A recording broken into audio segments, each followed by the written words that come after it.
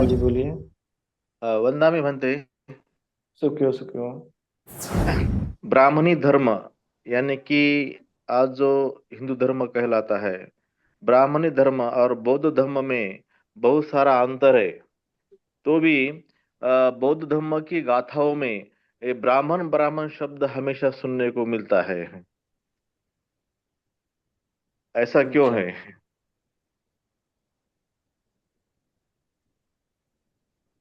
भगवान ने किसको ब्राह्मण कहा? भगवान की जब हम सुनते हैं, भगवान को जब देखते हैं, तो भगवान ने किसको ब्राह्मण बताया? जब बोध गया में भगवान ने 5वां सप्ताह बिताया। जब 5वें सप्ताह में हु का नाम का जो ब्राह्मण आता है, उनका नाम होता है ब्राह्मण। वो सेनानी गांव में प्रमुख होता है, बड़ा होता है। वो जब आता है, तब भगवान को बोलता है कि आपने खड़े क्यों नहीं हुए, आपने मुझे जगह क्यों नहीं दिया। तब भगवान उनको समझाते हैं कि ब्राह्मण कौन होता है। ब्राह्मण वो व्यक्ति होता है जिनके मन में मैत्री हो, सभी प्राणियों के प्रति, सभी सत्वों के प्रति मैत्री हो। अगर मेरे मन में सभी प्राणियों के प्रति मैत्री नहीं होगी, तो मैं ब्राह्मण नहीं बन सकता हूँ। दूसरा बताया कि मेरे मन में, हाँ, मेरे मन के राग जो नष्ट है, राग को नष्ट करना है।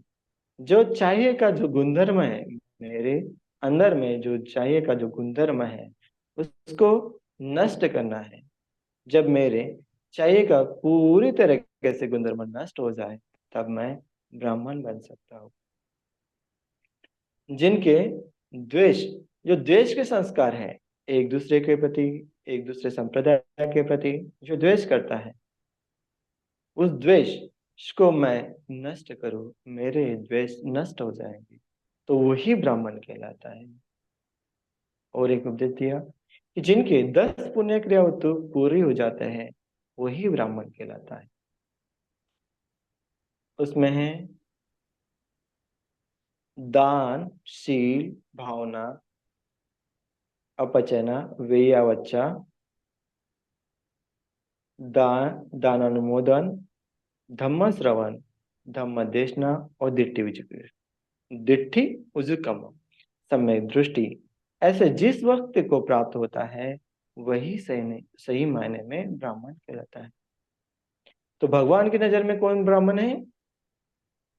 जिन्होंने चार आर्य सत्व को दर्शन करते हुए अपने राग और द्वेष को नष्ट करते किया हुआ है, और उनके मन में सभी के प्रति अनंत मैत्री है, अनंत करुणा है, अनंत मुदिता है, अनंत उपेक्षा है। ऐसा ही व्यक्ति ब्राह्मण कहलाता है। इस प्रकार से भगवान ने ब्राह्मण शब्द की व्याख्या किया हुआ है। तो हम भी ये सोचते हुए, हम ब्राह्मण शब्द को भगवान ने इस प्रकार से व्याख्यान किया हुआ है, ये ब्राह्मण हमें समझना चाहिए। और जब मेरे मन में मैत्री, करुणा, मुदिता, उपेक्षा के संसार करता हूँ, तब मैं ब्रह्मलोक में जन्म लेता हूँ। मुझे ब्रह्मलोक में जन्म लेने के लिए मेरी समाधि साधना में दूसरा ध्यान, तीसरा ध्यान और चौथा ध्यान को प्राप्त करना है। तब मैं ब्राह्मण बन सकता हूँ। हर कोई ब्राह्मण बन सकता है, इसके लिए कोई प्रावधान नहीं है। पर क्या हुआ उस काल में? उस काल में जो भिक्षु लोग थे, अरंत लोग थे, जो ब्रह्मचर्य का पालन करते हुए जंगलों में विहार करते थे, धम्म को धारण करते हुए काम करते थे, कोई कोई भिक्षु हो या कोई संप्रदाय का व्यक्ति हो, वो जब गांव में आता है, भिक्षु लोग जो जो ब्रह्मचर्य का पालन करने वाले व्यक्ति, जब कोई कोई भिक्षु की तृष्णा पूरी तरीके से समाप्त नहीं होती है, तृष्णाओं को बाकी रहते हैं, ऐसे व्यक्ति जब सांसारिक जीवन में जाते हैं, तब लोग उन्हीं की पूजा करते हैं, उन्हीं को पूजते हैं। जब उन्हीं को पूजते हैं, जैसे हमारे गांव में कोई ऐसा श्रेष्ठ व्यक्ति नहीं है जिसके हम घर में बुला के हुए उससे हम कुछ कर सके, तब हम उस व्यक्ति को बुलाते हैं जिन्होंने किया हुआ है, जो गृहस्थ है, पर उनके पास 10 साल 15 साल का बहुत सारा एक्सपीरियंस है, उन्होंने तपश्चर्या किया हुआ है। उनको हम बुलाते हुए उनके हाथों से ही हम लोग क्या करते हैं, हम घर में परित्राण करते हैं, पूजा वंदना करते हैं। तो उसी को ब्राह्मण कहा गया है।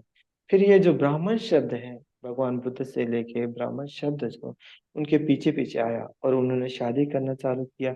और लोगों के घर में जैसे हम पूजा करते हैं, परित्राण करते हैं, जो आज भी हमारे समाज के लोग जो है थोड़ा कुछ शीलों का पालन करते हैं और लोगों के घर में पूजा करने के लिए जाते हैं, उसी प्रकार जो ब्राह्मण संप्रदाय, आज जो ब्राह्मण संप्रदाय है, वो भी संप्रदाय हमारे ही पास से निकलते हुए इस संप्रदाय में काम कर रहा है।